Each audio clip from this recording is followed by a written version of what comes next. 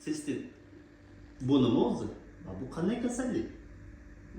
Sistit bu siydik qopi yallig'lanish kasalligi bo'lib, 80% holatda ayollarda yuzaga keladi. Atigi 20% da erkaklarda yuzaga kelishi mumkin. Nimaga unday degan savol yuzaga kelishi mumkin? Bunda anatomik tuzilish katta rol o'ynaydi. Chunki sistitni kelib chiqishida deyarli 80% holatlarda bu shartli patogen bo'lgan ichak tayoqchasi sababchi bo'ladi. Ichak tayoqchasini umuman to'g'ri ichak va siydik yo'llari orasidagi masofa kam bo'lganligi uchun ayollarda ko'proq uchraydi.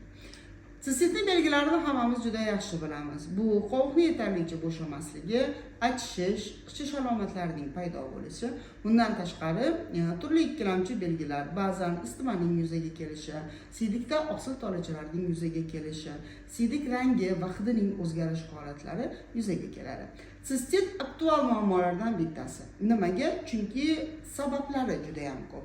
Sovqotish, palapartish jinsiy hayot yoki bo'lmasam aynan ichak infeksiyasini boshdan kechirish, shaxsiy gigiyenaga amal qilmaslik, oddiy immun tizimining pastga tushib ketishi, umumiy holatda shamollash holatlari ham sistitga sabab bo'lib qolishi mumkin. Sistitni davolaganda juda ko'pchiligimiz bitta xatolikni qilamiz. Sistitni o'tkir, tez, birpasda davolashga harakat qilamiz. Masalan, men juda ko'p ayollardan eshitganman. 4 ta 5 ta frodaninni birdan ichib olib, tuzalib ketishadi. Albatta, bunaqa ekstremal davolash metodi qandaydir sharoit yaratadi. Ha, u davolaydi sistitni.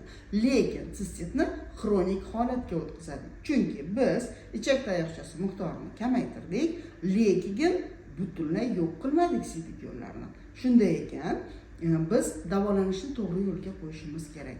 Preparatlarni kamida 5 kundan 8 kungacha to'g'ri massa kilogramni hisobga olgan holda ichishimiz kerak. Juda ko'pchiligimiz nitroksalin sotayotganda bitta blister sotishni afzal ko'ramiz. Bitta bering yetadi. Unday emas.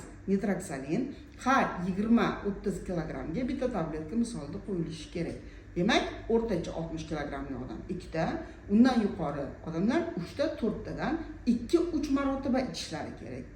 Albatta, bunday davolanishni juda kamchilik amalga oshiradi. Hech o'ylab ko'rmaymiz, nima uchun qadoqda 50 ta tabletka deb. Buni ham hisobga olishimiz kerak.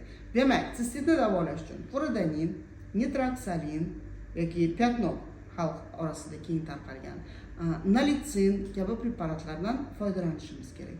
Bundan tashqari, siydikni ishqoriylik miqdorini oshiradigan, chunki yallig'langan siydik qopidan kislotali muhit chiqa boshlaydi.